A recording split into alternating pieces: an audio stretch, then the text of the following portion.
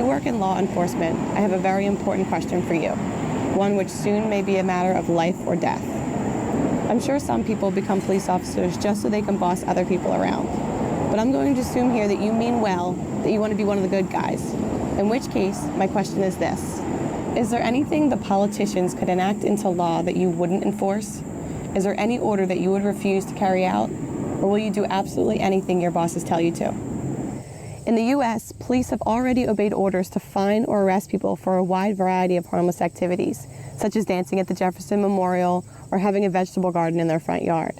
Police have even gone so far as to execute violent paramilitary raids on food co-ops and organic farms. For decades, police have been carrying out armed home invasions, forced property confiscations, and other acts of violence against people who aren't hurting anyone, but who engaged in behaviors or habits which lawmakers have arbitrarily declared to be illegal. You may be comfortable in assuming that you'll never receive an order to do something truly immoral.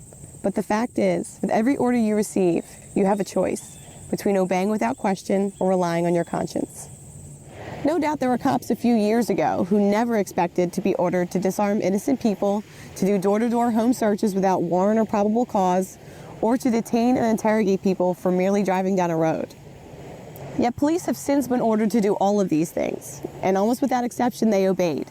So it's not unreasonable to ask, is there any point at which you will draw a line and say, no, that I will not do? And if you won't draw such a line anywhere, if you will do absolutely anything your political masters tell you to, how are you any different from the enforcers of Soviet Russia, Red China, or Nazi Germany? You may be tempted to say, I don't make the law, I just enforce it. Or to argue that if some legislature, court, or some authority above you says it's okay, then it must be. But keep in mind that this is exactly what the thugs of every tyrannical regime in history said to justify their actions. And how do we remember those people now? As courageous, noble law enforcers? No.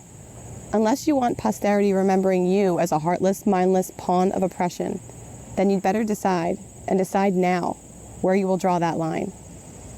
Unfortunately, there's little indication that most cops have any line at all. The incidents of police officers refusing to inflict injustice upon the people are extremely rare.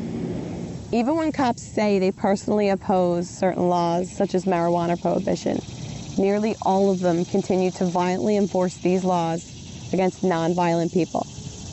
In other words, they recognize these laws as counterproductive and unjust, but they choose to enforce them anyway. For the most part, American cops seem completely incapable of disobeying immoral orders, and instead do what the enforcers of every other authoritarian empire have done, inflicting harm on innocent people whenever and however those in power tell them to, while accepting no personal responsibility for their actions. I hope you are better than that. Keep in mind, there are a lot of decent Americans who do have the integrity and courage to draw a line in the sand, a point at which they will disobey and resist violations of their rights by those in power. It may be that they refuse to be disarmed. It may be that they refuse to cooperate with warrantless searches, or refuse to keep funding a government they view as destructive and unjust. Whether you agree with them doesn't particularly matter. What does matter is whether in the end you are willing, if and when you are ordered to do so, to violently assault the dissenters for their disobedience. When they draw their line in the sand and stand their ground, and your supervisors tell you to use whatever level of violence necessary to get submission and compliance from the resistors, will you obey? If it came down to it, would you kill American citizens for disobeying politicians? Now, if someone is actually harming someone else, of course you have the right to use whatever force necessary to stop the attacker and protect the innocent. But that would be the case even if you had no badge and no uniform.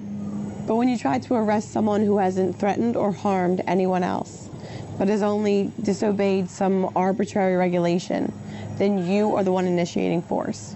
You are the one starting a fight. You are the bad guy.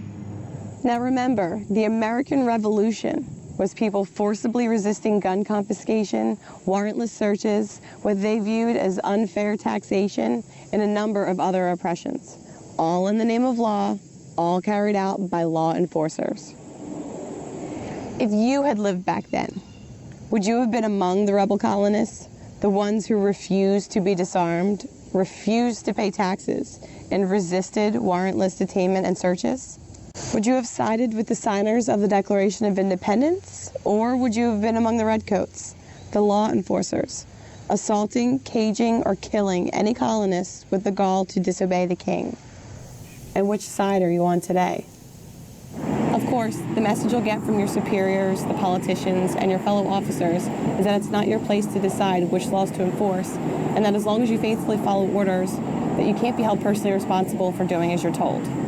But that is a lie, a horribly dangerous lie.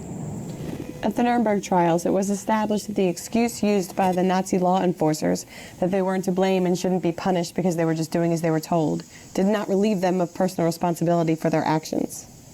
And make no mistake, if you choose to blindly obey unjust commands and one day your intended victims decide to fight back, saying that you're just doing your job will not make you bulletproof.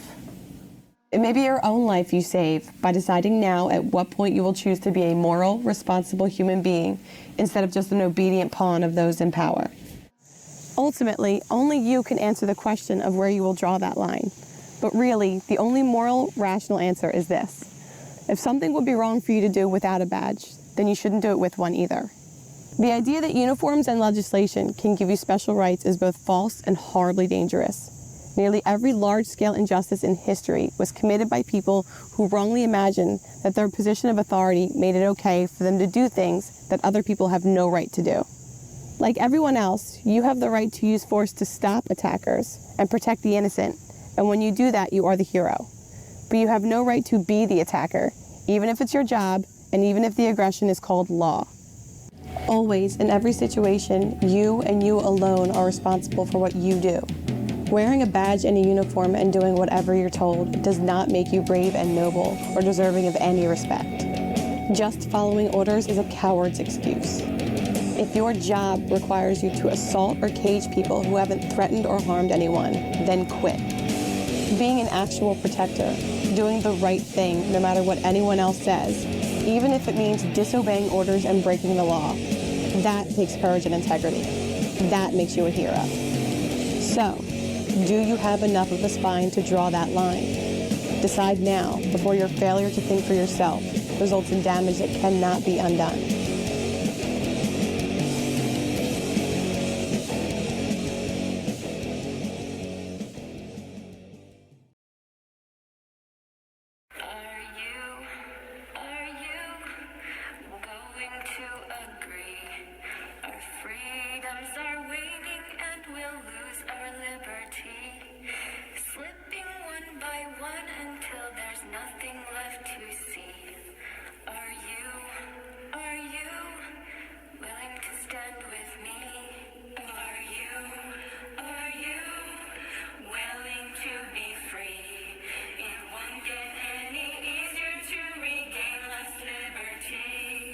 Strange things are happening in this land.